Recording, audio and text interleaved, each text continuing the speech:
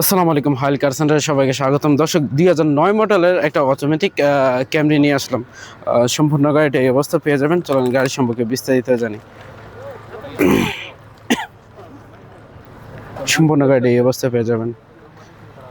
दोस्त है मेरा, वो भी অটোমেটিক घर गया গাড়ি। उसका गया हुआ। बाकी कुछ चेक लाइट कोई ऐसी चीज कुछ तो आप नहीं। समझ में तो आ जाएगा, देखो कोई चीज़ नहीं। गाड़ी बंद करके स्टार्ट करें। नहीं भाई कितना सुम लगा? सौ में 20 बोल रहा है। कितना बेचेगा तकरीबन? कितना बेचेगा? कितने में छोड़ेगा लास्ट? पता नहीं, कुछ शायद तुमको बोलो, मैं बोलूंगा क्योंकि गाड़ी मेरा नहीं है, मेरा दोस्त 20 सुम लगा। हाँ, है। वो बोलता है, वो बोलता है 20 को दे देगा, नहीं है सौ में नहीं है।